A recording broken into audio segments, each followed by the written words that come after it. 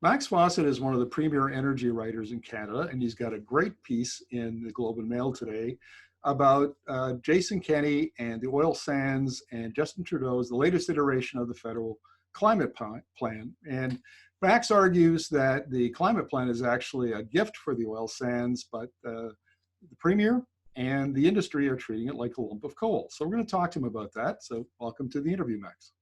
Thank you for the generous introduction.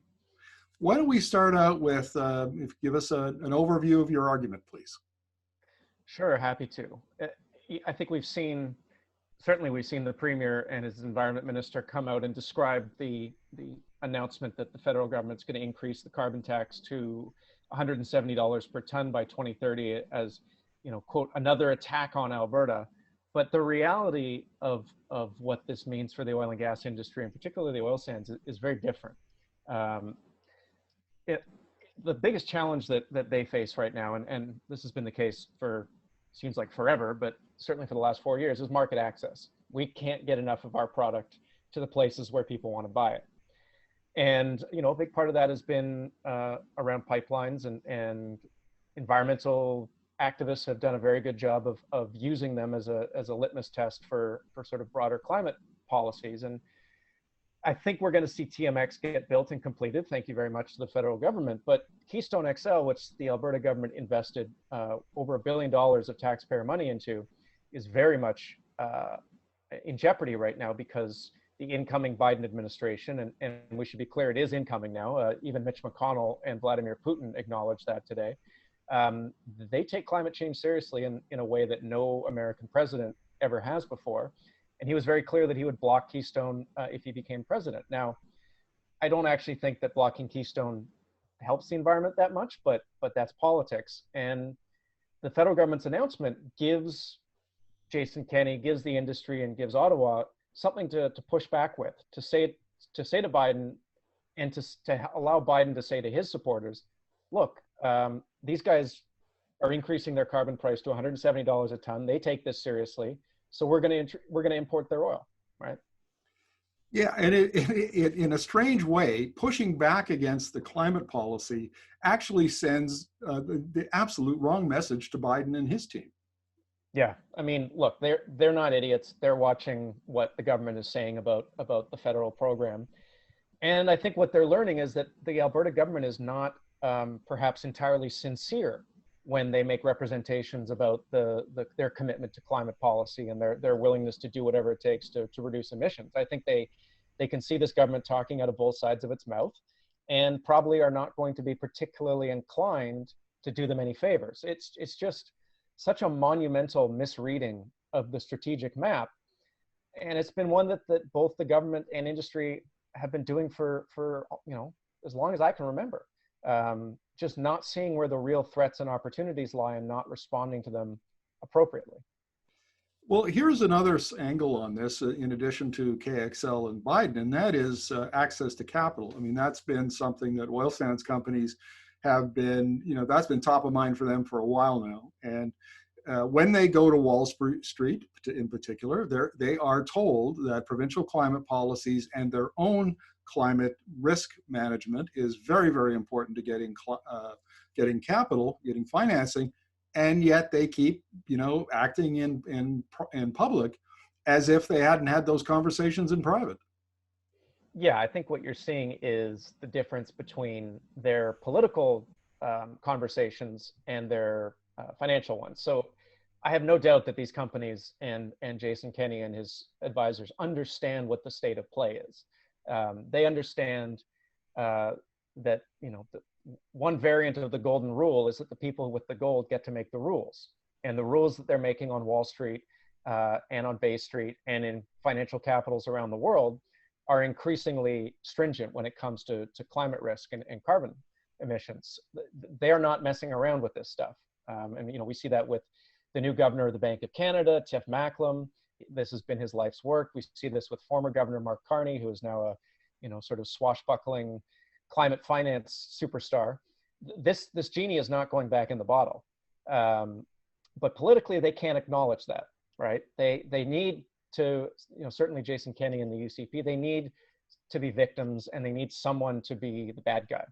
And it's been Ottawa ever since he came back to Alberta, and he shows no sign of wanting to change that tune. But look, at some point, these two conflicting narratives are going to come into collision.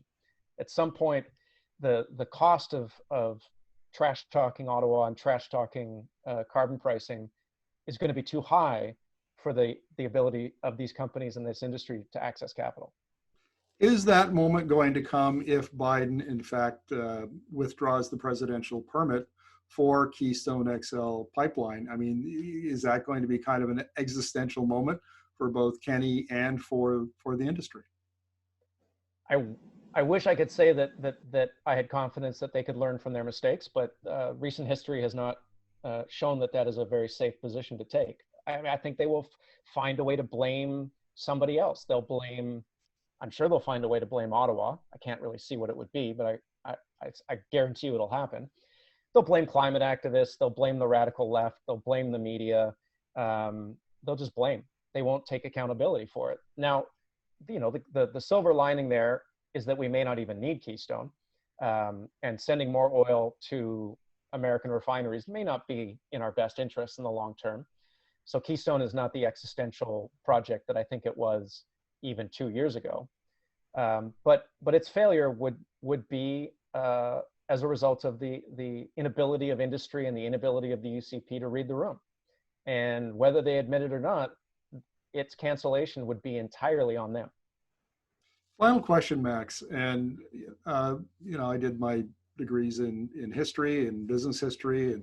And one of the things that seems pretty clear is that when there's big structural change that occurs, there's always, actors within a particular industry or sector that don't get it. And they're slow to adapt, and they get left behind. And, Kodak, for instance, the digital camera leader up until the time it went bankrupt, had the most patents. Another good example, Blockbuster Video. We've got lots of examples. And it seems like the industry, and aided and abetted by Premier Kenney, seem to be insisting on going down that road. It does feel that way sometimes. I mean, I think the saving grace for them is that their assets are sort of uniquely well suited for the current market environment in the next 10 years. I'm working on a piece for the Globe right now for a report on Business Magazine about why the oil sands are a good investment. It has nothing to do with their strategic leadership. It has everything to do with the fact that they have lots of heavy oil that is low decline, doesn't require a lot of investment, and can do well at lower prices.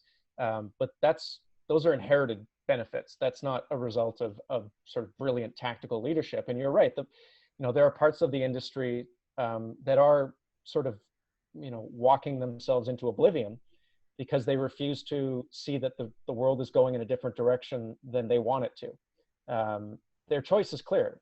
They can get with the program, or they can get out of the program, right? And it seems like a lot of them don't want to do it. And the response to the federal climate plan is just, it's another piece of evidence that supports that.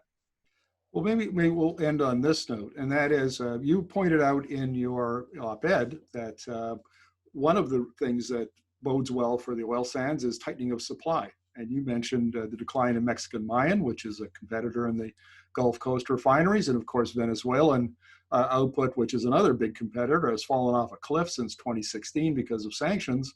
And that, in fact, I mean, it's almost like they're being rewarded for their mistakes. And as you point out, it's nothing they've done.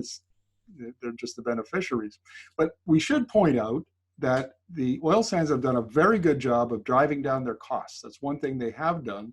And so the combination of low operating costs and low sustaining capital requirements does bode well for them being competitive going forward.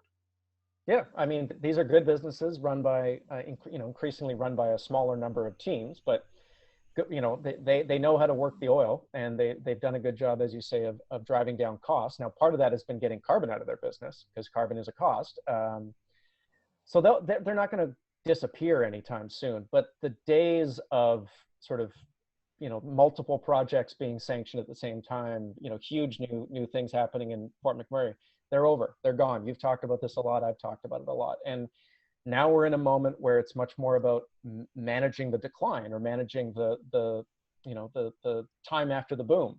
That can still be profitable. That can still be a good thing for the economy.